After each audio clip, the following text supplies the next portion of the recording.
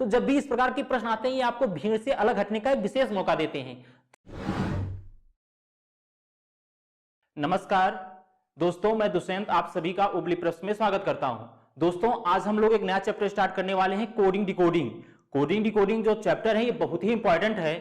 अगर हम बात करें जनरल मेंटल एबिलिटी का जो हमारा टॉपिक है ये रीजनिंग का, इसमें सबसे ज्यादा इंपॉर्टेंट होता है कोडिंग डिकोडिंग। कोई भी एग्जाम हो, अगर एसएससी की बात करें तो उसमें इससे 2 से 3 क्वेश्चंस आते हैं। वहीं अगर मैं स्टेट लेवल के एग्जाम की बात करें तो उसमें भी 5 से 6 क्वेश्चंस आते हैं। अभी हमारा एक पेपर हुआ फॉरेस्ट गार्ड का यूपी ट्रिपल के थ्रू, तो उसमें हमने देखा कि 5 क्वेश्चंस आए थे इस कोडिंग डिकोडिंग से। तो हम लोग यही अगर बात करें हम बैंकिंग की, तो बैंकिंग में भी 5 क्वेश्चंस आते हैं। तो जो कोडिंग डिकोडिंग है हम लोग इसको अगर पढ़ने के बाद इस तरीके से पढ़ेंगे कोई भी सेक्शन नहीं बचेगा, और जो अभी रिसेंटली पेपर्स हुए हैं उन क्वेश्चनों को भी क्लास में ही सॉल्व करेंगे। तो अगर हम कोडिंग डिकोडिंग की बात करें तो जो कोडिंग डिकोडिंग हमारा है, तो कोडिंग का मतलब होता है जब किसी अर्थपूर्ण शब्द को एक विशेष नियम के अनुसार अर्थविहीन शब्द में चेंज कर दिया जाता है, तो यह पूरी प्रक्रिया कोडिंग कहलाती है। लेकिन जब किसी अर्थविहीन शब्द को एक विशेष नियम के अनुसार किसी अर्थपूर्ण शब्द में चेंज कर दिया जाता है तो यह प्रक्रिया डिकोडिंग कहलाती है। एक बार पुनः मैं बोल रहा हूं, जब किसी अर्थपूर्ण शब्द को एक विशेष नियम के अनुसार अर्थविहीन शब्द में चेंज कर दिया जाता है तो यह पूरी प्रक्रिया कोडिंग कहलाती है। जबकि ठीक इसका उल्टा, जब किसी अर्थविहीन शब्द को एक विशेष नियम के अनुसार शब्द को अर्थपूर्ण शब्द में परिवर्तन किया जाता है तो यह प्रक्रिया डिकोडिंग कहलाती है। फॉर एग्जाम्पल के लिए मैं लिख रहा हूं एक वर्ड सिस्टम। तो सिस्टम क्या है? एक अर्थपूर्ण शब्द है और इसको एक विशेष नियम के अनुसार हम इसको एक विशेष नियम के अनुसार एक वर्ड में परिवर्तन करते हैं तो यह प्रक्रिया क्या कहलाएगी? कोडिंग कहलाएगी। क्योंकि ये जो सिस्टम है ये एक अर्थपूर्ण शब्द है, अब हम इसे एक अर्थविहीन शब्द में चेंज कर रहे हैं। तो अब हम देख रहे हैं कि सिस्टम को हमने चेंज किया है TZTSDL। तो हम देख रहे हैं ये जो सिस्टम लिखा हुआ है एक अर्थपूर्ण शब्द है, जबकि जो इसके राइट साइड लिखा हुआ है ये एक अर्थविहीन शब्द है। तो यह प्रक्रिया कोडिंग कहलाती है। तो हम देख रहे हैं इसे एक विशेष नियम के अनुसार अर्थात अल्टरनेट ऑर्डर में इसे क्या किया गया? कन्वर्ट किया गया है। यहां यस था तो हमने T+1 ऐड किया है, उसके बाद Y था, फिर +1, उसके बाद पुनः +1, S से T हुआ है। उसके बाद ये जो लास्ट के 3 लेटर्स हैं इनको हमने माइनस किया, घटाया है। तो इस प्रकार से ये -1 और D में E में -1 होगा D, इसी प्रकार यम में भी -1 होगा तो यल। तो यह जो पूरी प्रक्रिया है इस प्रक्रिया को हम क्या कहते हैं? कोडिंग। तो यह जो पूरी प्रक्रिया है इसे हम कोडिंग कहते हैं। जबकि अगर यही एक विशेष नियम के अनुसार TZTSDL को हम इस सिस्टम में परिवर्तित करें तो यह प्रक्रिया डिकोडिंग कहलाती है। कहने का मतलब जब किसी अर्थपूर्ण शब्द को एक विशेष नियम के अनुसार हम अर्थविहीन शब्द में चेंज करते हैं तो यह प्रक्रिया कोडिंग कहलाती है। यही जब एक अर्थविहीन शब्द को एक विशेष नियम के अनुसार अर्थपूर्ण शब्द में चेंज करते हैं तो यह प्रक्रिया डिकोडिंग कहलाती है। अगर हम बात करें कि आपका एग्जामिनर कोडिंग डिकोडिंग से कितने प्रकार से क्वेश्चन पूछ सकता है, तो वह सिर्फ 5-6 पैटर्न हैं, उन्हीं 6 पैटर्न से क्वेश्चन पूछता है। पहले पैटर्न की बात करें तो पहला है लेटर्स टू लेटर्स, अर्थात वह लेटर को लेटर में कन्वर्ट करता है। अगर हम कोडिंग डिकोडिंग के टाइप्स की बात करें तो इन 6 प्रकार से क्वेश्चन आपका एग्जामिनर पूछता है।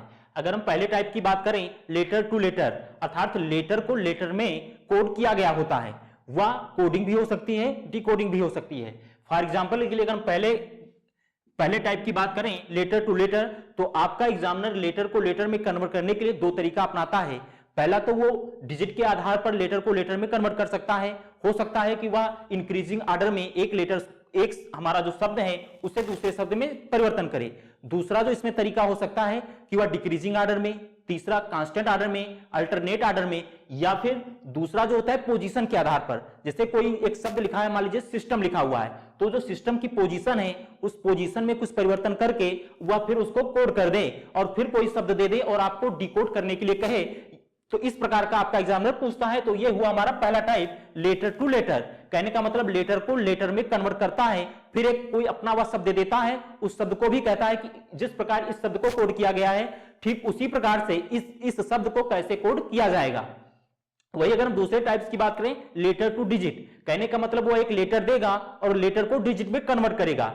जैसे मैं एग्जांपल के लिए लेता हूं, रोज लिखा हुआ है, तो इस रोज को वो परिवर्तन करता है 18, 15, 19 एंड 5। तो अब ये रोज को इस प्रकार कन्वर्ट किया है, तो क्या है इसकी, ये लेटर्स को डिजिट में कन्वर्ट करके किया है। कोड। तो हम देख रहे हैं कि आर की जो पोजीशन वैल्यू होती है 18 होती है, 18 होती है, तो वो उसकी पोजीशन वैल्यू यहां पर लिख दिया है। इसी प्रकार ओ की जो पोजीशन वैल्यू होती है 15, 15, तो वह ओ की पोजीशन वैल्यू 15। इसी प्रकार एस की पोजीशन वैल्यू 19 होती है, 19, तो यहां पर उसने 19 लिखा है। इसी प्रकार ई की जो पोजीशन वैल्यू होती है 5, तो ये यहां पर 5 लिखा है। तो हम देख रहे हैं कि इस प्रकार से वह कोड करता है, अर्थात लेटर को किसमें कोड किया गया है, डिजिट में। इसी प्रकार से एक बार नया शब्द देगा और आपको कहेगा कि अब इस शब्द को उसी प्रकार से कोड करिए। तो हमें देखना होता है कि यह दिया गया जो क्वेश्चन है वह किस टाइप का है। आपका एग्जामिनर अगर वह देगा तो इन 6 टाइप्स में से कोई एक टाइप्स का प्रश्न दे सकता है। तो इस प्रकार से हमें देखना होता है कि वह किस प्रकार का प्रश्न है, लेटर टू लेटर्स है या फिर लेटर टू डिजिट। फिर जो तीसरा इसमें बनता है कॉमन कोडिंग डिकोडिंग, जो ये थर्ड टाइप है कॉमन कोडिंग डिकोडिंग, इसमें आपका एग्जामिनर लेटर और डिजिट दोनों को मिक्स करके क्वेश्चंस बनाता है। इसी वजह से इसका नाम पड़ा कॉमन कोडिंग डिकोडिंग। यही हम चौथे टाइप्स की बात करें, लेटर टू सिंबल। तो आपका एग्जामिनर लेटर को कोई एक शब्द देगा, उस शब्द को वो सिंबल के रूप में कन्वर्ट करेगा। जैसे फॉर एग्जांपल के लिए मैं इसी रोज को लिख दूं, अगर एक रोज को मैं इसी तरह लिख दूं @हैज स्टार डॉलर, तो अब हम देख रहे हैं कि ये जो रोज लिखा था अब एक सिंबल के रूप में इसे कन्वर्ट किया गया है। उसी प्रकार से अब कोई एक शब्द दे दे कि अब इस शब्द को आप जिस प्रकार से इसको इसमें कोड किया गया है उसी प्रकार से इस शब्द को किस प्रकार से कोड किया जाएगा। फॉर एग्जांपल के लिए ये एक दिया गया लेटर है, इस लेटर को हमें इसी तरीके से कोड करना है। तो हम देख लिए आर के लिए जो एक सिंबल है वो @ है, तो आर हमारा लास्ट से सेकंड है। इसी प्रकार ई के लिए जो सिंबल है ये डॉलर है, तो हम इस प्रकार से इसको कोड कर सकते हैं डॉलर। फिर एस के लिए कोड किया गया है स्टार, तो स्टार लिख देंगे। आर के लिए क्या कोड किया गया है, आर के लिए कोड किया गया है @ तो हम @ बना देंगे। ओ के लिए जो कोड किया गया है हैज, तो हैज, तो इस प्रकार से हम इसको कोड करते हैं। तो जो हमारा चौथा टाइप था लेटर टू सिंबल, इसमें लेटर को एक सिंबल के आधार पर कोड करता है। जबकि यही हम बात करें पांचवा जो हमारा टाइप है लेटर मैट्रिक्स।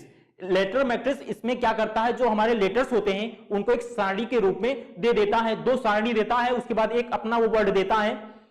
उस वर्ड को देखना होता है कि वह वर्ड उस सारणी में किस प्रकार से है। तो जिस प्रकार से वो जो दिया गया शब्द होता है उसी प्रकार से उसके दिए गए क्वेश्चन को भी हमें सॉर्ट आउट करना होता है। इसी प्रकार से जो लास्ट टाइप है वर्ड्स टू या वर्ड्स, ये बहुत ही इंपॉर्टेंट टॉपिक है। वर्ड्स टू वर्ड्स, इसमें शब्द को शब्द के आधार पर कोड करता है। फॉर एग्जांपल, जैसे यदि आकाश को काला कहा जाए, काला को लाल और लाल को पीला कहा जाए, तो बताइए आकाश का रंग कैसा होगा। तो इस प्रकार के क्वेश्चंस ये लास्ट वाले टॉपिक में बनते हैं, जो वर्ड्स टू वर्ड्स अर्थात शब्दों को शब्दों में कन्वर्ट कर शब्दों को शब्दों में कोड करेगा और उसके बाद वह उसी शब्द से ही क्वेश्चंस पूछता है। तो हमने देखा कि जो हमारा होता है कोडिंग डिकोडिंग, ये कितने प्रकार का होता है, ये 6 प्रकार का होता है और इन्हीं 6 प्रकार से प्रश्न बनते हैं आपके एग्जाम में। अभी जो हम फॉरेस्ट गार्ड की बात कर रहे थे तो उसमें जो क्वेश्चंस आए थे वो 4 के 4 क्वेश्चंस लेटर टू लेटर्स इसी पे थे। तो वो कहने का मतलब है वो आपका एग्जामिनर के ऊपर डिपेंड है कि वह किस टाइप से पूछता है, लेकिन हमें इन 6 टाइप्स को पढ़ना होता है कोडिंग डिकोडिंग में। तो आइए अब स्टार्ट करते हैं पहला टाइप लेटर टू लेटर। अब हम पहला टाइप स्टार्ट करते हैं लेटर्स टू लेटर, अर्थात लेटर को लेटर में कोड किया गया होता है। तो ये जो हमारा पहला टाइप है लेटर टू लेटर्स, इसमें 2 तरीके से प्रश्न पूछे जाते हैं। पहला पूछा जाता है बेस्ड ऑन नंबर्स और दूसरा होता है बेस्ड ऑन पोजीशन, अर्थात जो ये लेटर्स हैं इनको नंबर्स के आधार पर वह इंक्रीजिंग ऑर्डर में हो सकता है, डिक्रीजिंग ऑर्डर में हो सकता है, कांस्टेंट ऑर्डर में हो सकता है या अल्टरनेट ऑर्डर में हो सकता है। और जो बेस्ड ऑन पोजीशन है वो उस लेटर के स्थिति के अनुसार कोड किया गया होता है। तो हम लोग लेटर्स टू लेटर्स में फर्स्ट टाइप ले रहे हैं, लेटर्स टू लेटर्स में फर्स्ट टाइप अब ले रहे हैं। तो हम देख रहे हैं दिया गया है टेबल, टेबल को कुछ इस प्रकार से कोड किया गया है UCEPJ। यदि किसी कोड में टेबल को UCEPJ कोड किया गया है तो अब बताना है हमें कि चेयर को उसी तरीके से किस प्रकार कोड किया जाएगा। तो अब हम देख रहे हैं टेबल को UCEPJ में कोड किया गया है। तो सबसे पहले हम करते हैं जो लेटर्स है इनकी पोजीशन नंबरिंग कर देते हैं। तो अब हमें पता होना चाहिए नंबरिंग। जिन लोगों को नंबरिंग नहीं पता है वो मेरा पिछला वीडियोस देख लें, अल्फाबेटिकल सेक्शन। तो जो अल्फाबेटिकल सेक्शन है मैंने उसमें बताया है कि किसी भी लेटर्स की पोजीशन कैसे याद की जाए। तो अगर आपने अभी तक वो मेरा वीडियोस नहीं देखा है तो प्लीज देख लीजिए, उसके बाद ही कोडिंग डिकोडिंग का वीडियो देखिए। तो अगर हम बात करें इसके पोजीशन की तो टी की पोजीशन वैल्यू क्या होती है, तो मैंने आपको एक ट्रिक्स बताई था सिफिलोरेक्स। तो जो सिफिलोरेक्स के हिसाब से अगर हम देखें तो टी की पोजीशन वैल्यू क्या होगी, तो 20 होगी। इसी प्रकार से ए 1 होगा और बी का 2, एल का 12 और ई का 5, 5। तो अब हम देख रहे हैं कि इसकी जो पोजीशन वैल्यू हो गई 20, 1, 2, 12 और 5। अब इसी प्रकार जो हम राइट साइड है इसको भी नंबरिंग सबसे पहले कर देंगे पोजीशन के आधार पर। तो यू की जो पोजीशन वैल्यू होती है वो 21, 21 होती है। इसी प्रकार सी की 3, ई की 5, पी की 16 और जे की होती है 11। तो अब हम देख रहे हैं, सॉरी, जे की होती है 10। तो अब हम देख रहे हैं कि इनकी सबसे पहले पोजीशन वैल्यू लिख दिए। अब हमें देखना है कि ये किस प्रकार से कोड किया गया है, इंक्रीजिंग ऑर्डर में, डिक्रीजिंग ऑर्डर में, कांस्टेंट ऑर्डर में है या अल्टरनेट ऑर्डर में। ये इन 4 ऑर्डर्स में से किसी एक में होगा। तो हम देख रहे हैं 20 है, यहां पर 21 है, तो क्या हो रहा है, इंक्रीज हो रहा है, बढ़ रहा है। तो अब टी से यू हो रहा है अर्थात +1 हो रहा है। संख्याएं क्या कर रही हैं, इनकी पोजीशन इंक्रीज कर रही हैं। तो हम देख रहे हैं कि यहां +1 हो रहा है, कहने का मतलब है संख्याएं इंक्रीजिंग ऑर्डर में है। ये जो कोड किया गया है इंक्रीजिंग ऑर्डर में कोड किया गया है। इसी प्रकार से अगर हम ए को देखें फिर क्या हो गया है, सी हो गया है, ए की पोजीशन वैल्यू 1, इसी प्रकार सी की पोजीशन वैल्यू 3। तो अब कितने की बढ़त हुई है, 2 की बढ़त हुई है। तो हम देख रहे हैं कि कितना बढ़ रहा है, +2। तो इस प्रकार हमने देखा कि +1 +2, फिर इसके बाद अगला हमारा है बी। तो बी से ई होने के लिए +3 होना पड़ेगा, क्योंकि बी की पोजीशन वैल्यू 2 होती है और ई की पोजीशन वैल्यू 5 होती है। तो 2 से 5 होने के लिए +3 होना पड़ेगा। इसी प्रकार से +4 और +5। हमें लास्ट तक नहीं देखना होता है, हम सबसे पहले पहला लेटर देखते हैं, दूसरा लेटर देखते हैं, उसके बाद लास्ट में भी देखते हैं कि क्या यही क्रम चल रहा है। अगर चल रहा होता है तो हम आंख मूंद करके उसको टोटल को करने की जरूरत नहीं होती है, अगले वाले पे चले आते हैं जो पूछा गया प्रश्न है। तो अब बताइए, जैसे चेयर है तो अब चेयर को उसी भाषा में किस प्रकार कोड किया जाएगा। तो जैसा क्वेश्चन हमारा है कि यदि सांकेतिक भाषा में टेबल को UCEPJ कोड किया गया है तो उसी सांकेतिक भाषा में चेयर को क्या कोड किया जाएगा। तो हम चेयर को किस प्रकार से लिखेंगे, इसको भी इंक्रीजिंग ऑर्डर में लिखना होगा। तो सबसे पहले हम क्या लिखेंगे, इसकी पोजीशन वैल्यू लिखेंगे। तो जो सी की पोजीशन वैल्यू होती है 3, एच की 8, ए की 1, आई की 9 और आर की 18। तो अब इनकी इंक्रीजिंग ऑर्डर में लिखना है तो सबसे पहले हम +1 करेंगे। तो सी में जब +1 करेंगे तो कौन सा लेटर आएगा, तो आएगा डी। इसी प्रकार से एच में जब हम +2 करेंगे तो 8 है इसकी पोजीशन वैल्यू, +2 करेंगे तो 10 हो जाएगी। तो जब 10 होगी तो 10 होता किसका मान है, 10 मान होता है किसका, जे का। तो इस प्रकार यहां लिख देंगे जे। इसी प्रकार से अगर हम देखें ए की पोजीशन वैल्यू है 1, अब इसमें +3 करेंगे हो जाएगा 4 पोजीशन होती है किसकी, डी की। तो इस प्रकार इसको हम लिख देंगे डी। इसी प्रकार अगला है हमारा आई, और आई में हमें क्या करना है, +5, 1 2 3 4। तो आई में अब हमें क्या करना है, +4 करना है। तो आई की पोजीशन वैल्यू है 9 में जब 4 करेंगे होगा 13 होती है वैल्यू एम की। तो इस प्रकार यहां लिखा जाएगा एम। इसी प्रकार आर देखें तो अब इसमें क्या करना है, +5। तो इसमें जब हम +5 करेंगे तो बताइए आर की पोजीशन वैल्यू है 18, और जब 18 में 5 करेंगे तो हो जाएगा 23। तो इस प्रकार से 23 होता किसका मान है, तो हम जानते हैं डब्ल्यू का। तो इस प्रकार हमारा आंसर निकल आता है। तो हम देख रहे हैं कि पहले वाले में +1, फिर +2, फिर +3, फिर +4 इंक्रीजिंग ऑर्डर में था। तो इंक्रीजिंग ऑर्डर में हमने क्या किया, इसको कोडिंग कर दिया। तो इस प्रकार से जिस प्रकार आपका एग्जामिनर एक लेटर, एक शब्द को दूसरे में कन्वर्ट करता है, ठीक उसी प्रकार से पूछे गए प्रश्नों का भी हमें जवाब देना होता है। तो हमने देखा कि जो टेबल था उसको UCEPG में कोड किया गया था। तो अब हमें बताना था कि चेयर को किस प्रकार से कोड किया जाएगा। तो हमने देखा था कि जो टेबल है उसको इंक्रीजिंग ऑर्डर में कोड किया गया था, तो उसी प्रकार से हम चेयर को भी इंक्रीजिंग ऑर्डर में कोड करेंगे। तो जब इसको इंक्रीजिंग ऑर्डर में कोड करेंगे तो कुछ इस प्रकार से बनेगा DJDMW। तो हमारा जो आंसर होगा वो इस प्रकार से प्राप्त होगा। अब अगला क्वेश्चन हम लोग देख रहे हैं, दिया गया है यदि किसी सांकेतिक भाषा में हियर्ड को KHDUW लिखा जाता है तो उसी सांकेतिक भाषा में PETL को क्या लिखा जाएगा। तो हमें देखना है कि ये जो लिखा गया है इसको किस प्रकार से इसमें कोड किया गया है। तो जो ये लिखा है H को क्या लिखा गया है, K लिखा गया है, E को H, A को D, R को U और T को W में कोड किया गया है। जिस आधार पर ये पहले वाले को कोड किया है उसी प्रकार से हमें इस वाले को कोड करना है। तो हम देखेंगे सबसे पहले से हम कर देते हैं नंबरिंग पोजीशन के आधार पर। तो हमें पोजीशन वैल्यू पता होनी चाहिए।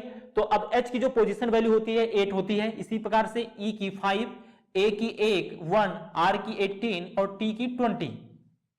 अब हम राइट साइड में भी क्या करेंगे, नंबरिंग कर देंगे पोजीशन के आधार पर। K की 11, H की 8, D की 4, U की 21, W की 23। तो इस प्रकार हम इसका नंबरिंग किए। अब इसको देखेंगे कि ये किस पैटर्न का है। तो हम देख रहे हैं H से K होने के लिए कितना जुड़ना होगा, +3। इसी प्रकार E की पोजीशन वैल्यू है 5 और 5 से 8 होने के लिए कितना होना पड़ेगा, +3। इसी प्रकार A जिसकी पोजीशन वैल्यू 1 है, 1 से पोजीशन वैल्यू 4 D होने के लिए +3 फिर होना पड़ेगा और यही क्रम लास्ट तक चला है। तो हम देख रहे हैं कि निश्चित संख्या +3 क्या हो रही है, जुड़ रही है सब में।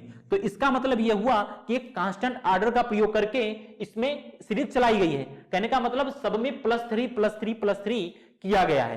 तो ये क्या हुआ, एक निश्चित क्रम चलाया गया कांस्टेंट ऑर्डर में, तो एक +3 किया गया है सभी में। तो हम जो दिया गया PETAL है इसमें भी क्या करेंगे, एक कांस्टेंट ऑर्डर में +3 कर देंगे।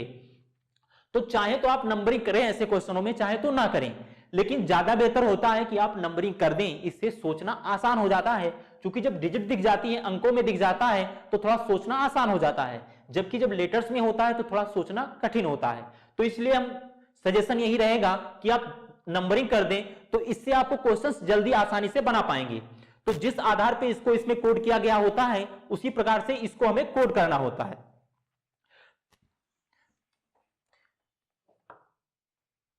तो अब हम देख रहे हैं कि इसको कोड किया गया क्या, +3 पहले वाले लेटर में, इसी प्रकार दूसरे वाले लेटर्स में भी +3, तीसरे वाले में भी +3, एक कांस्टेंट ऑर्डर की सीरीज चली है। और ये जो फोर्थ वाला है लेटर्स इसमें भी +3, इसी प्रकार जो लास्ट का है तो इसमें भी क्या है, +3, एक कांस्टेंट ऑर्डर चला है। तो अब हमें जो अगला हमारा दिया गया है उसमें भी क्या चलेगा, कांस्टेंट ऑर्डर चलेगा। तो इस प्रकार हमारा दिया गया है PENTAL। तो इसमें भी हम क्या करेंगे, सब में +3 और +3 कर देंगे। तो बताइए P की पोजीशन वैल्यू होती क्या है, P की पोजीशन वैल्यू होती है 16। तो अब 16 में 3 क्या ऐड करेंगे तो 19 हो जाएगा। 19 वैल्यू किसकी होती है, S की। तो इस हिसाब से आप डायरेक्ट लिख सकते हैं S। इसी प्रकार E में +3 करेंगे, E की पोजीशन वैल्यू होती है 5 में +3 करेंगे 8, तो 8 पोजीशन वैल्यू होती है किसकी है, H की, तो आप H लिख देंगे। इसी प्रकार N की पोजीशन वैल्यू 14 में +3 करेंगे तो कितना हो जाएगा, तो हो जाएगा 17 पोजीशन वैल्यू होती है Q की। इसी प्रकार देख रहे हैं T की पोजीशन वैल्यू 20 में 3 करेंगे 23 होते हैं, मान किसका होता है पोजीशन वैल्यू, W का। इसी प्रकार अब A है हमारा, A वैल्यू होती है 1 में +3 करेंगे बचेगा D 4 बचेगा और 4 पोजीशन वैल्यू होती किसकी है, D की। तो इस प्रकार D हो जाएगा। अगर हम लास्ट वाले की बात करें L, तो L की पोजीशन वैल्यू होती है 12 में +3, 12 में +3 होगा 15, तो 15 होता किसका मान है, O का। तो इस प्रकार हमारा जो ये कोड होगा ये होगा SHQWDO। तो इस प्रकार से हम किसी भी लेटर्स को क्या कर सकते हैं, कोड कर सकते हैं। हमें उस लेटर का सबसे पहले क्या करना होता है, पोजीशन के आधार पर नंबरिंग करना होता है। ये नंबरिंग आपको याद होनी चाहिए। जिन लोगों को याद नहीं है वो मेरे पिछले वीडियोस देख लें, अल्फाबेटिकल सेक्शन वाला, उसमें मैंने बताया कि इसकी जो है पोजीशन वैल्यू कैसे याद की जाए, कैसे याद रखा जाए। तो इस प्रकार से सबसे पहले आप क्या करेंगे, पोजीशन वैल्यू लिख देंगे। जिस प्रकार से पोजीशन वैल्यू लिखने के बाद देखेंगे कि इसमें किस पैटर्न की सीरीज चलाई गई है। जिस पैटर्न की सीरीज आपका एग्जामिनर चलाया होता है, ठीक उसी प्रकार की पैटर्न सीरीज हमें दिए गए जो पूछा गया हमारा है उस पर भी चलाना होता है। तो जो सीरीज फॉलो है वही सीरीज हमें फॉलो करना है, कॉपी कर लेना है। तो इस प्रकार हमने देखा कि HEART जो लिखा हुआ था इसमें +3 और +3 चलाई गई थी। एक कांस्टेंट ऑर्डर में +3 सब में किया गया था। तो उसी कांस्टेंट ऑर्डर में हम क्या करेंगे, PENTAL में भी सीरीज चलाएंगे। तो सब में जब +3 करेंगे तो हम सबसे पहले क्या करेंगे, सबकी पोजीशन वैल्यू लिख लेंगे। P की 16, E की 5, N की 14, T की 20, A की 1। तो अब इसकी जो पोजीशन वैल्यू है इसमें +3 करते चले जाएंगे और देखेंगे कि अब पोजीशन वैल्यू 16 में +3 करेंगे तो पोजीशन वैल्यू 19 प्राप्त हो रही है। 19 मान किसका होता है वो मान लिख देंगे। इसी प्रकार हम देखेंगे E पोजीशन वैल्यू होती किसकी है, 5 की। तो अब 5 में भी +3 कर देंगे 8, तो 8 अब बताइए मान किसका होता है, H का। इसी प्रकार Q को देखेंगे, Q की पोजीशन वैल्यू होती है N है, N का पोजीशन वैल्यू होती है 14 में +3 करेंगे तो मान किसका हो जाएगा, 17 मान किसका होता है, Q का। इसी प्रकार हम देखें कि अगला वाला जो है हमारा T की पोजीशन वैल्यू होती है 20 में +3 करेंगे 23 होती किसका मान किसका होता है, W का। इसी प्रकार जो लास्ट वाला है A पोजीशन वैल्यू क्या होता है, 1 होता है। 1 में +3 करेंगे 4 पोजीशन वैल्यू होता है D का। तो इस प्रकार हम D लिख देंगे। अगर लास्ट वाले की बात करें तो लास्ट वाला हमारा L है, L पोजीशन वैल्यू होता है 12 और 12 में +3 करेंगे होगा 15, तो 15 मान किसका होता है, O का होता है, तो हम O लिख देंगे। तो इस प्रकार से आपको देखना होता है कि पहला वाला किस प्रकार से कोड किया गया होता है। जिस प्रकार से पहला वाला कोड होता है ठीक उसी प्रकार से हमें पूछे गए प्रश्न को भी कोड करना होता है। तो दोस्तों जो हम अगला क्वेश्चन देख रहे हैं वह दिया गया है, यदि किसी सांकेतिक भाषा में वर्ड को BJPMU लिखा जाता है तो उसी सांकेतिक भाषा में फोकस को क्या लिखा जाएगा। तो हम देख रहे हैं कि वर्ड को लिखा गया है BJPMU। तो अब हम सबसे पहले मैंने आपको बताया क्या करेंगे, पोजीशन के आधार पर इनकी नंबरिंग कर देंगे। इसके लिए हमें जो 26 लेटर होते हैं उनकी पोजीशन वैल्यू याद होनी चाहिए। तो हम W की पोजीशन वैल्यू हमें पता है क्या होती है 23, इसी प्रकार O की 15, R की 18, L की 12 और D की 4। इसी प्रकार अब हम राइट साइड चलेंगे और इनकी भी पोजीशन वैल्यू इनके ऊपर लिख देंगे। तो अब बताइए B की जब पोजीशन वैल्यू लिखेंगे तो 2, J की 10, P की 16, M की 13 और U की 21। तो पोजीशन वैल्यू लिखने से होता यह है कि हमें ये लेटर, जब हमें ये लेटर्स होते हैं तो थोड़ा कम समझ में आते हैं, जबकि अगर इनकी हम अंकों में देखें तो हमें जल्दी समझ में आते हैं। तो इसलिए सबसे ज्यादा बेहतरीन तरीका यही होता है कि आप इनकी तुरंत नंबरिंग कर दीजिए। नंबरिंग करने से आपको क्वेश्चंस जल्दी समझ में आ जाते हैं।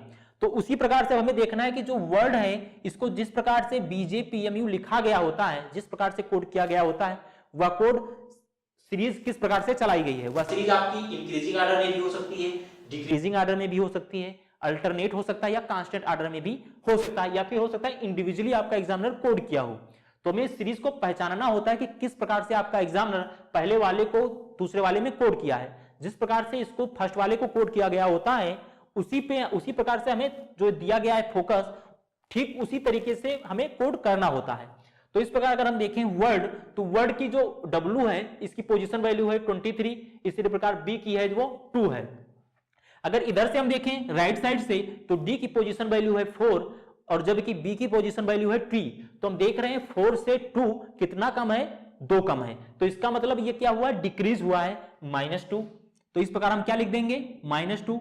इसी प्रकार हम अगले लेटर्स को देखें राइट साइड से सेकंड वाला, तो हम देख रहे हैं L और इधर है J। L की पोजीशन वैल्यू हमें पता है 12, J की पोजीशन वैल्यू 10। अगर आपको याद है तो कुछ जरूरी नहीं कि आप पोजीशन वैल्यू बार बार लिखें, आप मन में भी इसे देख सकते हैं। तो इस प्रकार हम देख रहे हैं L की पोजीशन वैल्यू 12 और J की पोजीशन वैल्यू 10। तो इस प्रकार L की अगर 12, J की 10, तो हम देख रहे हैं इसकी 12, 10 कितना घटा है, डिक्रीज हुआ है -2। तो जो अगली वाली सीरीज चली इसमें भी -2। इसी प्रकार हम R को देखें तो 18, 18 और P की 16, 16, तो इसमें भी कितने की डिक्रीज हुआ है -2 का। तो हम देख रहे हैं जो हमारी सीरीज चल रही है कांस्टेंट ऑर्डर में -2, -2, -2 अर्थात घट रही है, माइनस माइनस हो रहा है सब में, वो भी एक ही संख्या से 2-2। तो कहने का मतलब एक कांस्टेंट ऑर्डर में सीरीज आपकी चल रही है। तो इस प्रकार O की जो पोजीशन वैल्यू है 15 और M की 13, तो इस प्रकार हम देख रहे हैं इसमें भी -2। और जो अगली वाली सीरीज है W के बाद है U, तो W की जो पोजीशन वैल्यू है 23 और U की 21, तो इसमें भी -2 हो रहा है। तो इस प्रकार हम कह सकते हैं कि क्या है, ये जो सीरीज चलाई गई है कांस्टेंट ऑर्डर में -2, -2, -2 करके चलाई गई है। तो ठीक जिस प्रकार से वर्ड को इसमें BJPMU में कोड किया है, ठीक उसी प्रकार से हमें फोकस को भी क्या करना है, कोड करना है। तो अब हम फोकस को अगर कोड करें तो अब हम कुछ इस प्रकार से इसको कोड करेंगे। अब हमें सब में क्या करना है, -3, -3, -3। तो कुछ जरूरी नहीं कि हम इनकी पोजीशन वैल्यू यहां भी लिखें, तो अब इसमें डायरेक्ट -3, -3, -3 सब में क्या कर देंगे, घटा देंगे। तो घटाएंगे किधर से, ये ध्यान रहे यहां हमने घटाया है राइट साइड से। तो इस प्रकार अगर मैंने इधर राइट साइड से चलाया है सीरीज, तो इधर भी राइट साइड से चलाना होगा। तो S की पोजीशन वैल्यू हमें पता है क्या होती है 19, 19। तो इस प्रकार अगर S की पोजीशन वैल्यू 19 है, 19 में -3 कर देंगे। तो इस प्रकार अगर -3 करेंगे तो बचेगा क्या, 16, 16 मान होता है P का। इसी प्रकार अब U है, U में भी क्या करेंगे -3, पोजीशन वैल्यू होता है 21, 21 में -3 18, 18 मान किसका होता है, R का। इस प्रकार अगर हम बात करें C की पोजीशन वैल्यू होता क्या है, C की पोजीशन वैल्यू होती है 3 और 3 में -3 करेंगे तो बचेगा क्या, Z। तो इस प्रकार यहां लिख देंगे Z। इसी प्रकार अब O में पोजीशन वैल्यू होती है 15, 15 में -3 करेंगे तो बचेगा 12, 12 पोजीशन वैल्यू होती किसकी है, L की। इसी प्रकार F 6 पोजीशन वैल्यू, -3 3 करेंगे तो बचेगा 3 पोजीशन वैल्यू होती है सी की। तो इस प्रकार हमने देखा कि हम फोकस को उसी प्रकार से क्या लिख सकते हैं, PRZLC, तो हमारा आंसर हो जाएगा PRZLC। तो आपको सबसे पहले इन प्रश्नों में ध्यान देना होता है कि जो दिया गया, जो पहला वाला जिस प्रकार से कोड किया गया होता है उसी प्रकार से जो सेकंड वाला दिया गया होता है हमें कोड करना होता है। हमें बस सीरीज पहचाननी होती है कि सीरीज किस प्रकार से चलाई गई है। मैंने आपको बताया सीरीज वह 5 तरीके से चला सकता है। वह हो सकता है इंक्रीजिंग ऑर्डर में, +1 +2 या फिर +5 +6 +8, वह ब्रेक करके भी चला सकता है। फिर हमने आपको बताया डिक्रीजिंग ऑर्डर में, घटते हुए क्रम में होगी सीरीज, लेकिन जरूरी नहीं कि -1 से ही स्टार्ट हो, वो -5 से भी, -6 से भी, लेकिन आपका एग्जामिनर ज्यादातर -8 के अंदर ही रखता है। जबकि मैंने तीसरा आपको बताया कांस्टेंट ऑर्डर में कि एक निश्चित संख्या या तो घट रही होती है या बढ़ रही होती है। फिर चौथा हमने बताया अल्टरनेट ऑर्डर में। अल्टरनेट ऑर्डर का मतलब यह है कि एक एक शब्द को छोड़, एक एक लेटर को छोड़ करके आपका एग्जामिनर कोड करता है। फिर हमने आपको पांचवा जो बताया वो यह बताया कि इंडिविजुअली किसी तरीके से कोड करता है। अभी लास्ट में हम लोग वही देखेंगे कि इंडिविजुअली किस प्रकार कोड करता है आपका एग्जामिनर। अब अगला क्वेश्चन हम लोग देख रहे हैं कि इस प्रकार से दिया गया है कि SYSTM सिस्टम को TZTSDL में कोड किया गया है। यह जो क्वेश्चन है ये आपका फॉरेस्ट गार्ड में अभी जो पेपर हुआ UPSSC के थ्रू उसी में आया हुआ क्वेश्चन है। यह जो क्वेश्चन है ये अल्टरनेट ऑर्डर में कोड किया गया था और फिर पूछा गया था कि स्कॉलर को इसी प्रकार से कैसे कोड किया जाएगा, और एग्जामिनर जो है 4 ऑप्शंस बनाया था। तो अब हम देख रहे हैं कि इसको किस प्रकार से कोड किया जाएगा और 4 ऑप्शंस आपके सामने दिख रहे हैं। तो इस प्रकार से हम देख रहे हैं कि सिस्टम को लिखा गया है TZTSDL। तो जिस प्रकार से इसको इसमें कोड किया गया है ठीक उसी प्रकार से स्कॉलर को क्या कोड किया जाएगा, उसके बाद 4 ऑप्शंस दिए गए हैं। तो अब हम देख रहे हैं कि जो क्वेश्चंस है तो ये किस प्रकार से कोड किया गया। सबसे पहले मैंने आपको बताया कि आप नंबरिंग कर भी सकते हैं और नहीं भी, जरूरी नहीं कि आप नंबरिंग करें, लेकिन नंबरिंग करने से होता यह है कि आपको क्वेश्चंस का पैटर्न समझने में आसानी होती है। अगर आप समझ लेते हैं तो कोडिंग करने की कोई जरूरत नहीं है, नंबरिंग करने की कोई जरूरत नहीं है। यहां आइए हम बिना नंबरिंग के भी क्वेश्चन को सॉल्व करते हैं। इससे थोड़ा क्वेश्चन होगा ये कि जल्दी लग जाएगा। तो इस प्रकार अगर देखें एस के बाद डायरेक्ट हो रहा है टी, तो इसका मतलब एस के बाद डायरेक्ट टी आता था, +1 हुआ है। इसी प्रकार से वाई के बाद तुरंत बाद आता है जेड, तो इस प्रकार हम देख रहे हैं कि +1 हुआ है। इसी प्रकार पुनः एस है और एस के बाद टी है, तो इस प्रकार हम देख रहे हैं कि +1 और +1 एक निश्चित सीरीज चली है, +1 यहां तक अगर हम देखें तो ये कांस्टेंट ऑर्डर है, जबकि आगे से सीरीज ब्रेक हुई है, दूसरा पैटर्न पकड़ती है। देखें अगर हम यहां से तो टी के बाद यहां पर क्या लिखा गया है, एस लिखा गया है। अगर लास्ट के 3 वाले को देखें तो यहां पर अगर लास्ट के 3 वाले को देखें तो सीरीज में कुछ परिवर्तन आए हैं। पहले तो +1, लेकिन यहां से टी से हमने देखें तो टी से यस हो गया है, कहने का मतलब -1 हुआ है। तो यहां से सीरीज में क्या हुआ है, -1, उसके बाद पुनः -1 और पुनः -1, E से D -1, M से L -1। तो हम देख रहे हैं ये सीरीज किस प्रकार से चली है, अल्टरनेट ऑर्डर में चली है।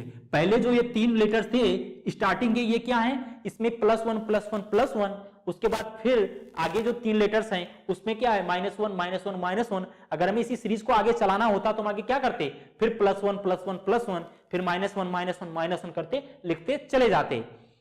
तो इस प्रकार ये जो है तो इसको कोड किया गया था इस प्रकार से, +1 पहले किया गया 3 बार, जो आगे के 3 लेटर्स हैं उसमें +1, और जो लास्ट के 3 लेटर्स थे उसमें -1। तो इसी प्रकार से हमें स्कॉलर में कोड करना था। तो इस प्रकार से हम देखें तो स्कॉलर को जब कोड करेंगे तो कैसे करेंगे, इसमें सबसे पहले +1, इसी प्रकार से -1 और -1 लिखेंगे। तो बताइए एस में +1 करेंगे तो क्या हो जाएगा, टी। इसी प्रकार से सी में +1 करेंगे तो क्या होगा, डी होगा। इसी प्रकार से ए में जब +1 करेंगे तो बी होगा। अब हम जो लास्ट के 3 लेटर्स हैं इसमें हमें करना यह है कि अब इसमें जो है आपकी सीरीज ब्रेक हुई है। पहले +1 चला था 3 लेटर्स तक, उसके बाद -1। तो इस प्रकार से जब L में हम -1 करेंगे तो अब आप हमें बताइए L की पोजीशन वैल्यू 12 होती है, और जब 12 में -1 करेंगे तो अब बचेगा क्या, 11, और 11 मान किसका होता है, K का। तो इस प्रकार यहां पर K लिखेंगे। इसी प्रकार A की पोजीशन वैल्यू 1 और 1 में -1 तो Z, तो यहां पर क्या लिखेंगे हम, Z लिखेंगे। इसी प्रकार से जो अगला लास्ट वाला हमारा लेटर्स है R की पोजीशन वैल्यू 18, और 18 में -1 करेंगे तो क्या बचेगा, 17 पोजीशन वैल्यू मान किसका होता है, तो Q का होता है। तो आप क्या लिख देंगे, Q लिख देंगे। तो इस प्रकार जो आपका क्वेश्चन पूछा था आपका एग्जामिनर, जो भी पेपर हुआ था फॉरेस्ट गार्ड का, तो उसमें इसी प्रकार का यही जस्ट क्वेश्चन दिया हुआ था। जो लोग पेपर दिए होंगे वो इस क्वेश्चन को देखे होंगे, फेस किए होंगे। तो उसमें आपका एग्जामिनर सिस्टम दिया था और सिस्टम को TZTS-DL में कोड किया गया था और पूछा था SCALAR को किस प्रकार कोड किया जाएगा। उसके बाद 4 ऑप्शंस दिया गया था। तो अब प्रकार से जो दिया गया ऑप्शंस होगा वो कौन सा होगा, हमें देख के टिक कर देना होगा। तो दिया गया था DTDBKZU, तो इस प्रकार से यही हमारा आंसर हो जाएगा।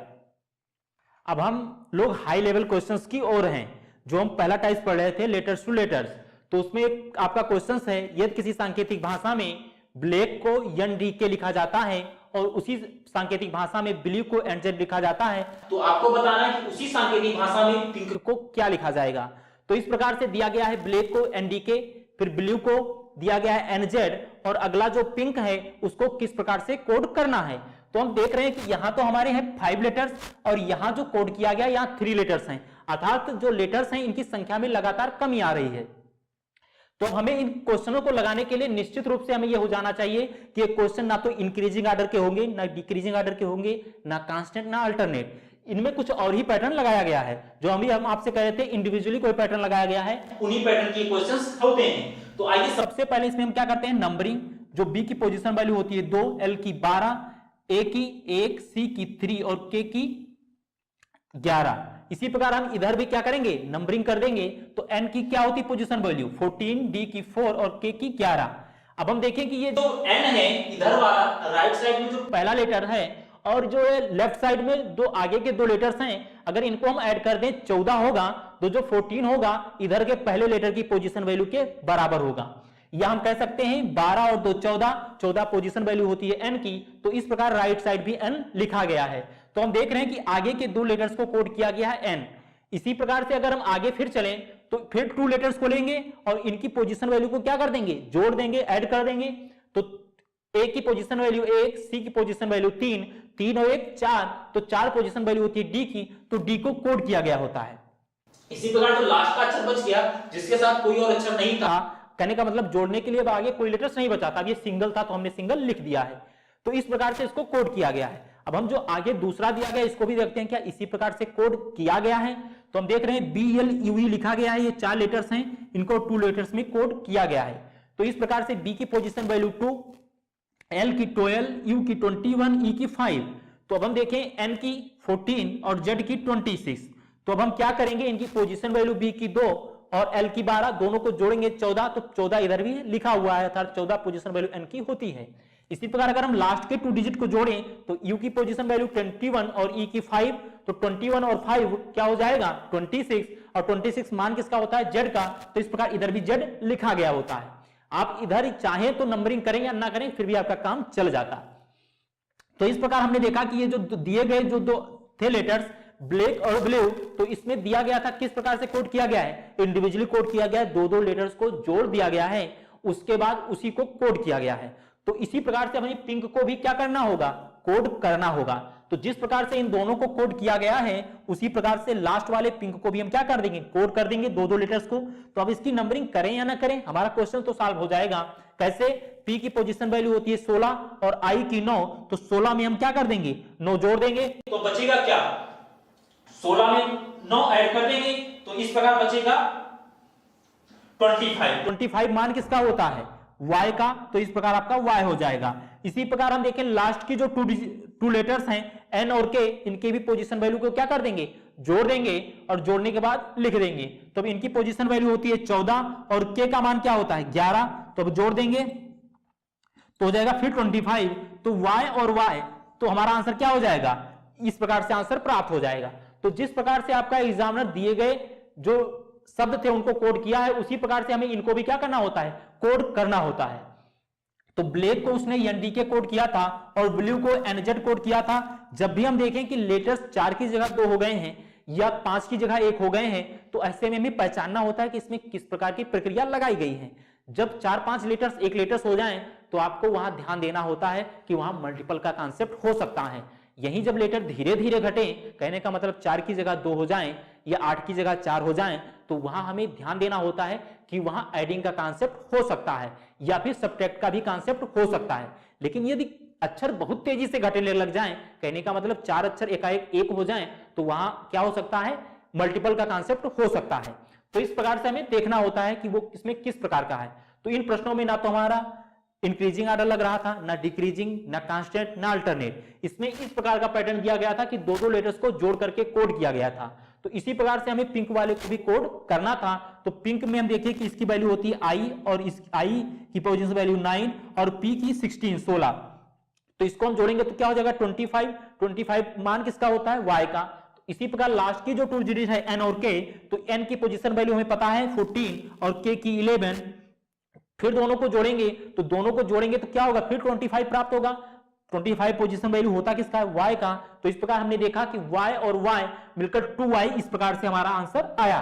तो इस प्रकार से क्वेश्चंस को इंडिविजुअली सोचना होता है। फिर अगला क्वेश्चन हमारा है, यदि किसी सांकेतिक भाषा में ग्लोव को TU लिखा जाता है और IDOL आइडोल को XP लिखा जाता है, तो केयर को क्या लिखा जाएगा। तो हम देख रहे हैं कि ग्लोब को TU, उसके बाद आइडोल को XP, और इसी प्रकार से केयर को क्या लिखना है। तो जिस प्रकार से हमें ग्लोब को TU लिखा गया होता है और आइडोल को XP लिखा गया होता है, ठीक उसी प्रकार से हमें केयर को भी लिखना होता है। तो अब इस क्वेश्चन में भी हम देख रहे हैं कि क्या थे हमारे वर्ड, 5 लेटर्स थे, अब ये 5 डायरेक्ट 2 हो गए हैं। तो निश्चित रूप से इसमें इंक्रीजिंग, डिक्रीजिंग, कांस्टेंट आर्डर तो नहीं लगा होगा। तो अब इसमें कोई इंडिविजुअली लगा होगा, इसको हम आइए चेक करते हैं। जैसा इसके पहले मैंने क्वेश्चन किया था कि 2-2 लेटर्स को जोड़ करके किया गया था। तो आइए 2-2 लेटर्स को अगर हम जोड़ करके करेंगे तो इस प्रकार से तो 3 लेटर्स बनने चाहिए। 3 लेटर्स नहीं है तो वैसे भी वो वाला हमारा नहीं लगेगा। अगला हम फिर सोचते हैं कि इस क्वेश्चन को किस प्रकार से लगा सकते हैं। जिस प्रकार आपका एग्जामिनर सोचता है, आपको ठीक उसी प्रकार से सोचना होता है। तो आइए हम देखते हैं कि अब इसको किस प्रकार से सोच सकते हैं। तो इस प्रकार से अगर इसमें हम देखें कि वावेल और कॉन्सोनेंटों की संख्या कितनी है, तो वावेल कितने हैं और कॉन्सोनेंट कितने हैं। तो वावेल हम देख रहे हैं कि यहां पर है 2, ओ और ई। अगर हम इनको ऐड करें तो ओ की पोजीशन वैल्यू 15 और ई की 5, तो 15 और 5 20। तो 20 क्या किसी की वैल्यू होती है, 20 होती है टी की। तो टी यहां पर क्या है, लिखा गया है। तो इस प्रकार से आपको सोचना होता है, नंबरिंग करिए, और जब भी लेटर्स आपको लग जाए कि घट गए हैं, 5 से 4 हो गए हैं, 3 हो गए हैं, 2 हो गए हैं, तो उनमें आपको इंडिविजुअली सोचना होता है। तो ऐसे क्वेश्चन थोड़ा टिपिकल जरूर होते हैं, लेकिन जब भी आपके एग्जाम में आते हैं तो आपको एक कुछ अलग करने का मौका देते हैं। कहने का मतलब भीड़ से हटने का एक अच्छा मौका देते हैं। अगर आप ऐसे क्वेश्चंस को बना पाते हैं तो निश्चित रूप से आप भीड़ से अलग होंगे और आपका सिलेक्शन के उतने ही करीब होंगे। तो इस प्रकार से ऐसे क्वेश्चंस को करने का सबसे बेहतरीन तरीका होता है कि आप इंडिविजुअली उस क्वेश्चन को सोचें। तो हम देख रहे हैं GLOB लिखा गया है, ये 5 लेटर्स थे, 5 से 2 हो गए हैं। तो इसमें निश्चित रूप से या तो एडिंग का कांसेप्ट होगा, या सब्ट्रैक्ट होगा, या मल्टीपल होगा। लेकिन हमने देखा कि एडिंग का कांसेप्ट नहीं हो सकता। क्यों नहीं हो सकता, लेटर्स 5 थे और फिर 2 लेटर्स हो गए हैं। तो अब हम इसमें देख रहे हैं कि वावेल और कॉन्सोनेंट का कांसेप्ट लगाते हैं, अर्थात वावेल को वावेल के साथ जोड़ लेते हैं और कॉन्सोनेंट के साथ कॉन्सोनेंट। तो इस प्रकार से हम देख रहे हैं कि ओ और ई क्या था हमारा, ओ ई था वावेल। तो इस प्रकार से जितने स्वर थे तो इनका हमने देखा कि पोजीशन वैल्यू 15, इसी प्रकार ई की 5। जब दोनों को हमने जोड़ा तो होता है 20 20, और 20 मान के का होता है टी का। तो इस प्रकार हमें टी प्राप्त हो गया। तो हम सबसे पहले वावेल को जोड़ लेते हैं। उसके बाद हमने देखा कि 3 हमारे कॉन्सोनेंट बच रहे थे, GL और E। तो अब हम इनकी पोजीशन वैल्यू को भी जोड़ लेंगे और देखेंगे क्या यू प्राप्त हो रहा है। यदि यू प्राप्त हो रहा है तो निश्चित रूप से यह कॉन्सेप्ट लगा होगा, अगर नहीं लगा होगा तो कुछ अलग सोचते हैं। तो इस प्रकार हम देखते हैं कि G की पोजीशन वैल्यू 7, L की 12 और E की क्या, B की पोजीशन वैल्यू क्या है 2। तो हमने देखा कि 12 और 2 14, और फिर 14 और 7 जोड़ लेना है 21। तो 21 मान किसका होता है, यू का। तो इस प्रकार हमें यह भी प्राप्त हो गया। कहने का मतलब इस क्वेश्चंस को जब हमने एब्जॉर्ब किया तो हमें यह प्राप्त हुआ कि इसमें वावेल और कॉन्सोनेंट का कांसेप्ट है। तो जब ऐसे क्वेश्चंस आपके सामने आए तो आप सबसे पहले वावेल को ऐड करेंगे, उसके बाद कॉन्सोनेंट को। तो इस प्रकार जब भी आपके क्वेश्चंस आएंगे एग्जाम में तो आपको भीड़ से हटने का एक अच्छा मौका देते हैं। तो इस प्रकार के प्रश्नों से आप भागिए नहीं, बल्कि इनसे जूझने का प्रयास करिए, इन्हें लगाने का प्रयास करिए। और बहुत ही एक बार अगर आपको कॉन्सेप्ट आ गया दिमाग में, प्रैक्टिस में है, तो निश्चित रूप से ऐसे प्रश्न आप एग्जाम में कर पाएंगे। तो इस प्रकार हमने देखा कि इसको 2-2 लेटर्स क्या किया गया था, इसमें वावेल और कॉन्सोनेंट का कांसेप्ट लगाया गया था। इसी प्रकार अब जो अगला दिया गया है इसमें भी हम उसी कांसेप्ट के बारे में सोचेंगे। तो अब हम देखें आई की पोजीशन वैल्यू 9 और की 15 15 और 15 9 24 मान किसका होता है, एक्स का। तो इस प्रकार से इसमें भी वह कांसेप्ट पूर्ण रूप से लग रहा है। अब फिर आगे देखें कॉन्सोनेंट कितना बचा, 2 बचे, एल और डी। एल की पोजीशन वैल्यू 12, डी की 4, तो 12 4 16, 16 मान होता है पी का। तो इस प्रकार ये भी क्या है, सेटिस्फाइड है। कहने का मतलब वावेल और कॉन्सोनेंट का इसमें कॉन्सेप्ट है।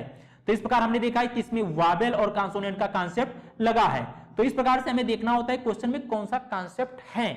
जैसे ही कॉन्सेप्ट आपको पकड़ में आ जाएगा आप तुरंत इसका उत्तर दे सकते हैं। तो अब हम देखें ए की पोजीशन वैल्यू 1, ई की 5, तो सबसे पहले हम वावेल को ऐड करते हैं, जोड़ते हैं। तो 5 और 1 6 मान किसका होता है, एफ का। इस प्रकार से आप क्या लिख देंगे, एफ लिख देंगे। फिर आगे हम देखें सी की पोजीशन वैल्यू 3, आर की 18, तो 18 और 3 ऐड करेंगे 21 21, तो 21 मान किसका होता है, यू का। तो आप फेयरलेस होके लिख सकते हैं एफ यू। तो आपका आंसर क्या हो जाएगा, एफ यू। आपको उसमें दिए गए ऑप्शन में टिक करना होता है। तो जब भी इस प्रकार के क्वेश्चंस आए तो आप उनसे मत भागिए, उनको तुरंत आप सोचने का प्रयास करिए। 3 से 4 स्टेप आप चलेंगे, खुद ब खुद आपको ये क्वेश्चन समझ में आ जाएंगे। अब अगला जो हमारा क्वेश्चन है वो यह है कि किसी सांकेतिक भाषा में एटी को टी और बीई को जे और बैड को क्या लिखा जाएगा। कह रहा है यदि किसी सांकेतिक भाषा में ए टी को टी लिखा गया है और बीई को जे, तो आपको बताना है बैड को क्या लिखा जाएगा। तो हम देख रहे हैं कि दो लेटर्स थे, अब वह इंडिविजुअली एक हो गए हैं। तो इस प्रकार अगर दो वाले लेटर्स एक हो गए हैं तो निश्चित रूप से बीई जो ये 2 लेटर्स हैं ये भी एक सिंगल हो जाएंगे। तो हम देख रहे हैं कि इसमें कौन सा कॉन्सेप्ट लगा है, इस चीज को हमें क्या करना है, ऑब्जर्व करना है, देखना है। तो ये जोड़ के भी कॉन्सेप्ट हो सकते हैं, मल्टीपल के भी हो सकती हैं, या फिर वावेल वाला तो कॉन्सेप्ट होगा नहीं। वावेल और कॉन्सोनेंट वाला क्यों नहीं होगा, क्योंकि 2 लेटर्स हैं, इधर भी 2 होने चाहिए, एक वावेल एक कॉन्सोनेंट। जबकि इस प्रकार नहीं है तो ये तो नहीं होगा। तो अगला हम लगाने का प्रयास करते हैं, तो ये है 1, ये है 20, तो दोनों को जब हम जोड़ेंगे तो क्या हो जाएगा 21। तो 21 मान किसका होता है, टी का होता है क्या, नहीं, टी की वैल्यू क्या होती है 20 होती है। अगर हम दोनों को मल्टीपल कर दें तो प्राप्त हो जा रहा है। तो इसका मतलब इसमें मल्टीपल का कांसेप्ट है, दोनों के पोजीशन वैल्यू को क्या किया गया है, मल्टीपल करके फिर कोड किया गया है। इसी प्रकार से अब आगे चलेंगे बीई और जे को। फ्रेंड्स ध्यान दीजिए क्वेश्चन को हम सोचते कैसे हैं, आपका एग्जामिनर क्या सोच के क्वेश्चन बनाता है, आपको ठीक उसी प्रकार से सोचना होता है। मैंने आपको बताया जब भी ये प्रश्न आएंगे निश्चित रूप से आपको भीड़ से अलग होने का एक अच्छा मौका देते हैं। तो इस प्रकार से इन प्रश्नों से आपको भागना नहीं है, इनसे हमें देखना है कि इस प्रकार के प्रश्न में कौन सा पैटर्न लगाया गया है। तो इस प्रकार से हमने इस वाले क्वेश्चंस में देखा कि इसमें मल्टीपल का कांसेप्ट था। पहले हम प्लस पे देखे तो नहीं था, तो हम मल्टीपल पे आ गए। इसी प्रकार से आगे में देखें तो इसका 2 और इसका 5 दोनों को मल्टीपल करेंगे 10 वैल्यू होती है जे की, तो इस प्रकार से इसमें भी कोड किया गया है। तो बहुत ही आसान हो गया, जैसे ही कांसेप्ट आपके हाथ में आया क्वेश्चंस बहुत ही आसान हो जाते हैं।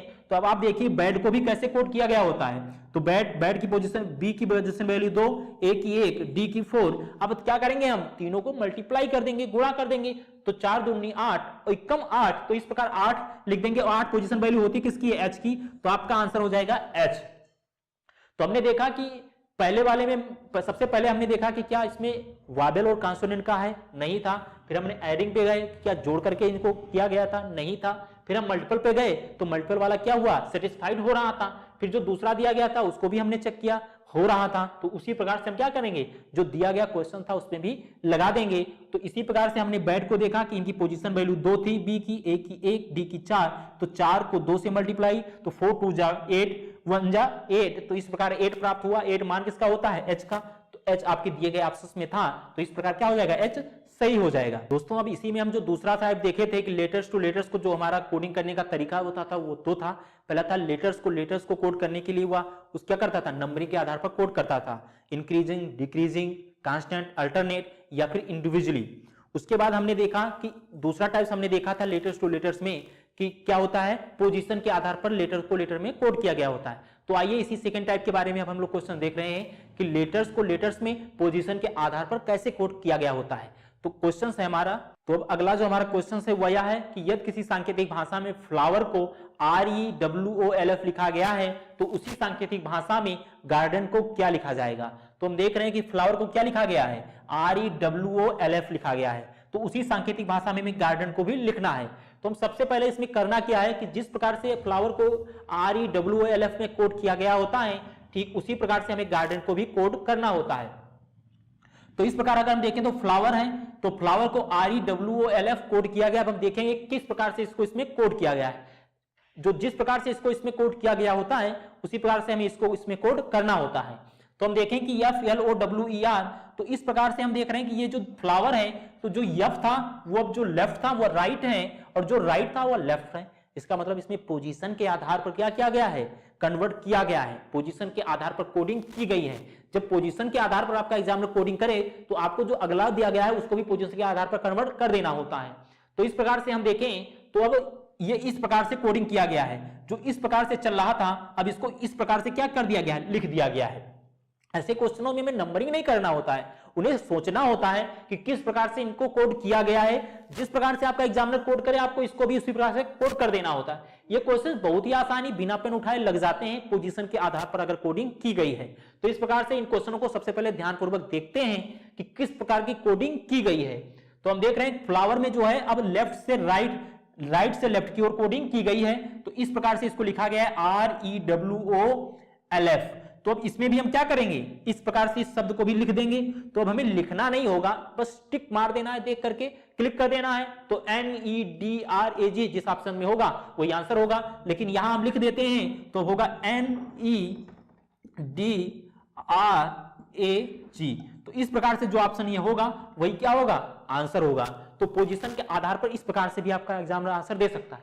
लेकिन क्या यही टाइप है, और प्रकार से दे सकता है, वह इस सीरीज को ब्रेक करके भी दे सकता है। तो आइए इसी प्रकार के और नेक्स्ट क्वेश्चंस देखते हैं। दोस्तों अब हम देख रहे हैं आज की टॉपिक का सबसे लास्ट क्वेश्चन।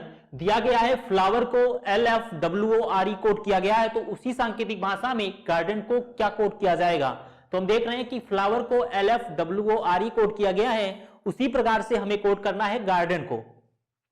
तो ऐसे क्वेश्चंस हमें देखना होता है कि किस प्रकार से कोड किए गए होते हैं। ये क्वेश्चंस हैं पोजीशन के आधार पर।